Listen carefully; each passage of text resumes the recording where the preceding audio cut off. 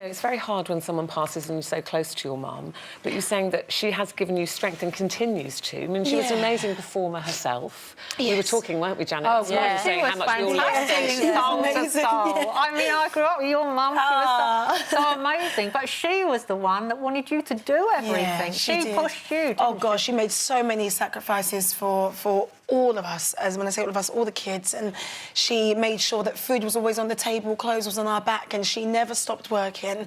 So I always say to myself, if she never stopped up until, you know, fighting for her life in hospital, and she never gave up. She had kidney disease, didn't she, for 9 years? For a long time, yeah. Well, actually, she had diabetes for 31 years, and that's unheard of to continue going with diabetes, but she then had kidney failure for 9 years, 9 and a bit years, and she was so positive.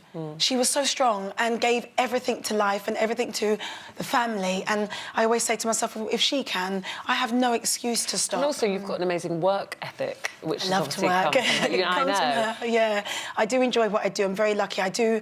You know, we're from Islington. Yeah. We live on the same manor. Exactly. Mum always used to see you in Chapel Market, and so did I. I know. And I just think, you know, I'm a girl that had a big dream and still do have big dreams. I know I won X Factor 10 years ago, but there's so much more. I know. There's so much more I'd like to accomplish, and I just like to keep going. So that must have been hard, because we've just seen there, you know, that's not even the full song, how emotional that is for you.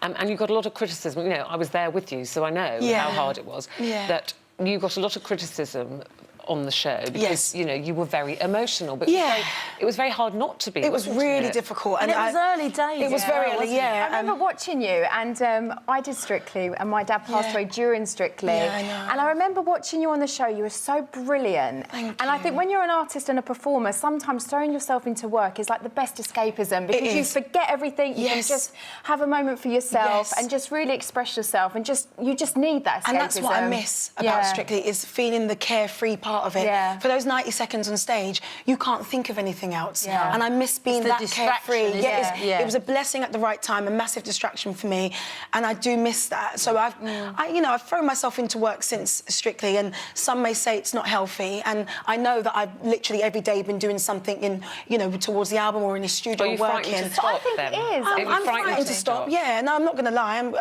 I am, and. But I stopped. When I was doing Strictly, I stopped. And I think there is an element of, like, forcing yourself into grieving. And I think when someone's been ill for so long, like my dad was ill for a long, long time before he passed.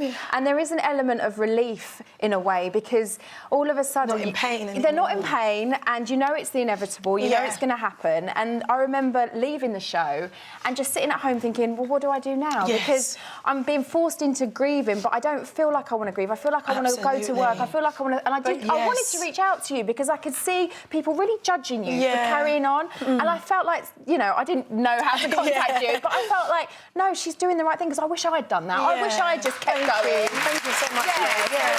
It wasn't easy. It wasn't easy. Did you ever think of bringing the producers and saying, can I come back? No, because I think I took a couple of weeks off, and it's also not very fair on the other contestants. So it's, you know, you don't want that sympathy vote or whatever. No. But I think in just terms of dancing, I missed. And I think in terms of having something to get up for in the morning, something you love, something you want to do. And, you know, you can grieve. You know, I've grieved my dad, like, numerous times since then, and it comes in different ways. It's like you can't just, they die and then the next day you go, all right, I'm going to... I don't even... was people saying, like, oh, it's fake.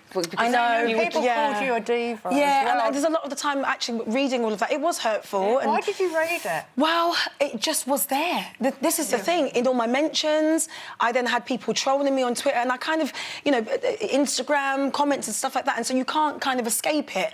And I felt like I did keep my silence for a very, very long time, for 11 weeks on the show, and I didn't say anything back, because I thought, I'm not going to fight fire with fire. There's no point. It's, you know, I just kind of concentrated on what was at hand, which was Strictly, and I was having a great time. Being amazing. I loved it, and we loved it, and everyone around, all of us in Strictly, you know, they're so supportive. Such supportive people. I'm not just talking about contestants, I'm talking about the production company, everyone backstage.